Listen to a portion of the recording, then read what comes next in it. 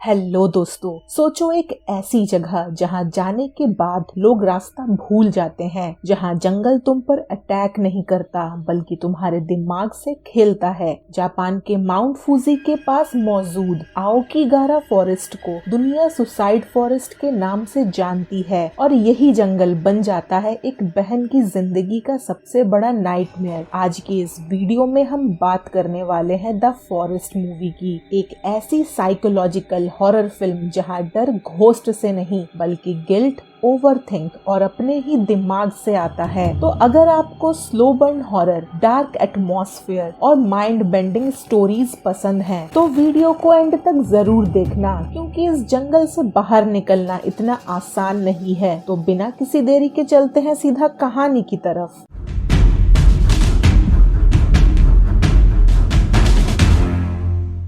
Japan के mount Fuji के पास एक जंगल है जिसका नाम है आओकीगारा फॉरेस्ट। ये जंगल बाहर से जितना शांत दिखता है, अंदर से उतना ही खौफनाक है। लोग कहते हैं कि जो भी अपने मन में दर्द, गिल्ट या डिप्रेशन लेके यहाँ आता है, जंगल उसे और कमजोर कर देता है। इसी जंगल से मूवी की शुरुआत होती है, जहाँ पुलिस को एक अमेरिकन लड़की मिलती है जिसका नाम है जेस प्राइज। पुलिस बिना ज्यादा इन्वेस्टिगेशन के इसे सुसाइड का केस मान लेती है, क्योंकि आओकीगारा का नाम सुनते ही ऐसा मानना कॉमन है। इसके बाद सीन शिफ्ट होता है अमेरिका, जहां जेस की ट्विन सिस्टर सारा प्राइज रहती है। जब सारा को ये न्यूज मिलती है, वो शॉक में आ जाती है, लेकिन वो इस बात को एक्सेप्ट नहीं करती। सारा का कहना था कि जेस मेंटली स्ट्रॉन्ग थी, वो कभी सुसाइड नहीं कर सकती। ट्विंस के बीच एक अलग ही कनेक्शन होता है और सारा का मन बार बार ये कह रहा था कि जेस अभी जिंदा है। इसी उम्मीद के सहारे सारा डिसाइड करती है कि वो जापान जाकर अपनी बहन को खुद ढूंढेगी। जापान पहुंचते ही सारा को एक अजीब सा अनकंफर्टेबल फील होने लगता है। होटल स्टाफ थोड़ा डिस्टेंट बिहेव करता है, पुलिस फॉर्मल और कोल्ड होती है और लोकल लोग आओकीगारा का नाम सुनते ही बात बदलने लगते हैं। सारा जब पुलिस से बात करती है तो पुलिस क्लियरली बोलती है कि चांसेस बहुत कम है कि जेस जिंदा हो, लेकिन सारा हार मानने वालों में से नहीं थी।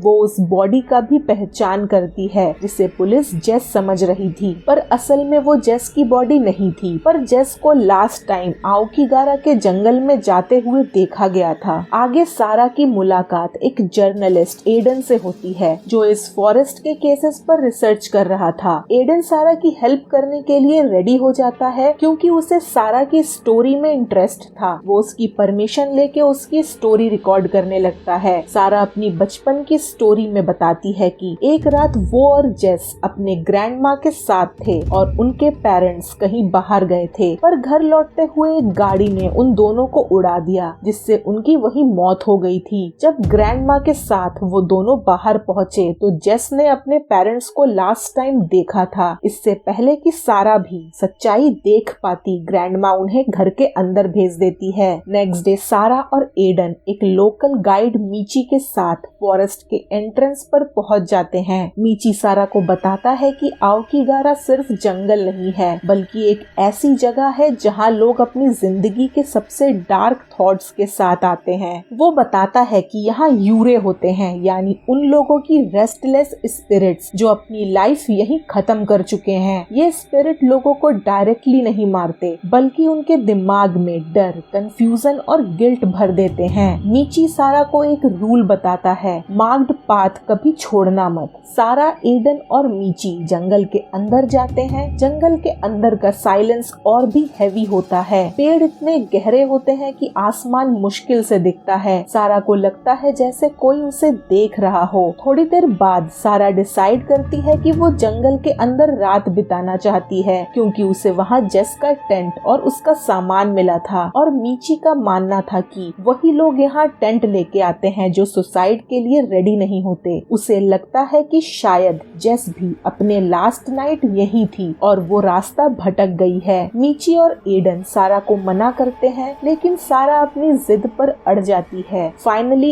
एडन सारा के साथ रुकता है और मीची वापस चला जाता है और उन्हें अगले सुबह तक रुकने को कहता है, जब तक कि वो वापस ना आए। रात होते ही जंगल का एटमॉस्फेयर पूरी तरह बदल जाता है। अंधेरा सिर्फ रोशनी का नहीं होता, बल्कि सोच का भी होता है। सारा को अजीब अजीब आवाजें सुनाई देती हैं, जैसे कोई धीरे धीरे उसका नाम ले रहा हो। कभी उसे फुटस्टेप्स सुनाई देते हैं, कभी शेडोज मूव करते हुए दिखती हैं। जैसे जैसे रात आगे बढ़ती है, सारा का दिमाग अनस्टेबल होने लगता है। फ्लैशबैक्स के थ्रू दिखाया जाता है कि सारा और जेस का चाइल्डहुड काफी ट्रॉमेटिक था। जेस हमेशा इमोशनली वीक थी और सारा उसकी प्रोटेक्टर थी। सारा के अंदर एक गहरा गिल्ट छुपा हुआ था। उसे लगता था कि वो अपनी बहन को कभी समझ नहीं पाई। जंगल इसी गिल्ट को और ज्यादा स्ट्रॉन्ग बना देता है। मूवी यही क्लियर करती है कि फॉरेस्ट किसी को फिजिकली नहीं मारती, बल्कि पहले उसका दिमाग तोड़ती है। यहाँ सारा को होशिको नाम की एक लड़की मिलती है जो उसे बताती है कि जेस को उसकी मदद चाहिए, और वो उसे ये भी बताती है कि एडन पर भरोसा मत करना। इससे पहले कि सारा और कुछ समझ पाती, वो लड़की वहाँ से भाग जाती है। अगली सुबह सारा को धीरे धीरे एडन पर शक होने लगता है। अपने शक को दूर करने के लिए जब वो एडन का फोन चेक करती है तो उसे उसमें जेस की फोटोज मिलती है। उसे लगने लगता है कि एडन को जेस के बारे में पता है। इससे पहले कि एडन उसे कुछ भी समझा पाता, वो उससे दूर भागती है और भागते हुए एक गड्ढे में गिर जाती है, जहाँ उसे होशिको मिलती है, जो उसे जेस के पास ले जाने को बोल के गुफा के अंदर ले जाती है। पर सारा को जल्द ही समझ आ जाता है कि होशिको असली नहीं है, वो एक यूरे है।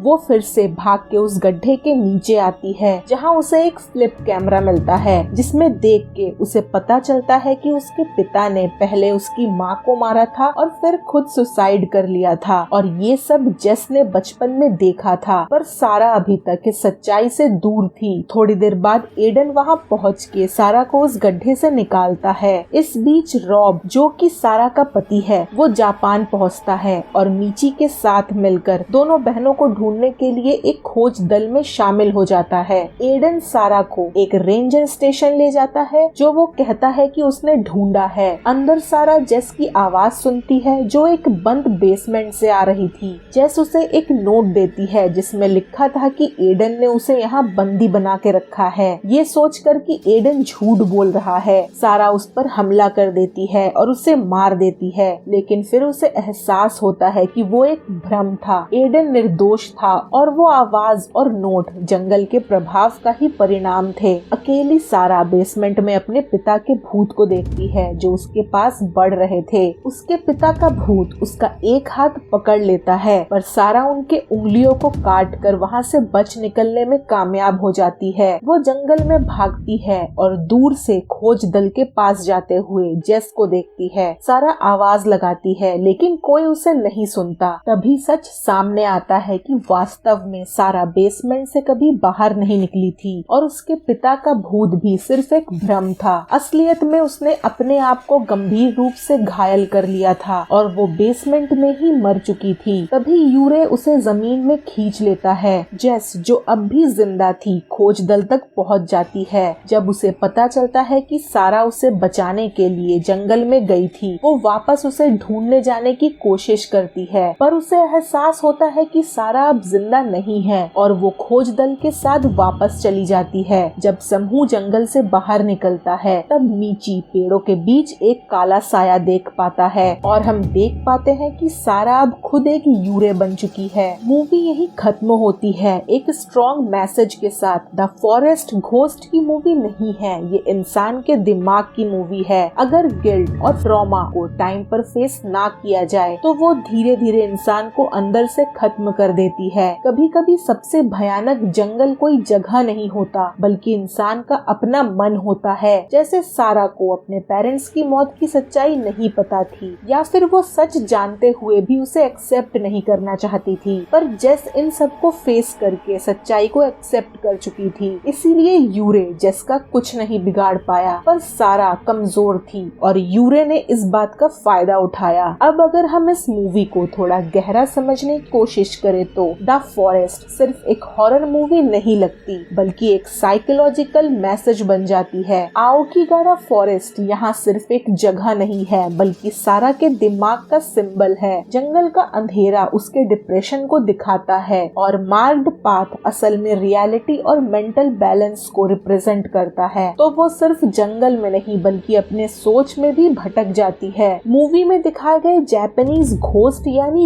यूरे भी रियल मॉन्स्टर्स नहीं है। ये उन लोगों का गिल्ट और पेन है जो जिंदा लोग अपने साथ लेकर चलते हैं। इसीलिए ये घोस्ट कभी डायरेक्टली अटैक नहीं करते, बस कंफ्यूज करते हैं, डर पैदा करते हैं और गलत डिसीजन लेने पर मजबूर करते हैं। ये बिल्कुल वैसा ही है जैसा डिप्रेशन रियल लाइफ में करता है। एडन पर सारा का डाउट भी इस बात का प्रूफ है कि जब इंसान मेंटली अनस्टेबल होता है तो वो मदद को भी थ्रेट समझने लगता है। एडन कोई विलन नहीं था, लेकिन सारा का दिमाग इतना डैमेज हो चुका था कि वो किसी पर भरोसा नहीं कर पाती। इसीलिए द फॉरेस्ट का रियल हॉरर घोस्ट या फिर कोई जंप स्केयर्स नहीं है। इस मूवी का असली हॉरर है ओवर थिंकिंग, गिल्ट और अपने ही दिमाग से हार जाना। कभी कभी सबसे खतरनाक जंगल कोई जगह नहीं होता, बल्कि इंसान का अपना मन होता है। वीडियो अच्छी लगी हो तो चैनल को सब्सक्राइब करें, वीडियो को लाइक करें, शेयर करें और कमेंट करके बताएं कि आपको ये वीडियो कैसी लगी। मिलते हैं अगले वीडियो में, तब तक के लिए बाय बाय।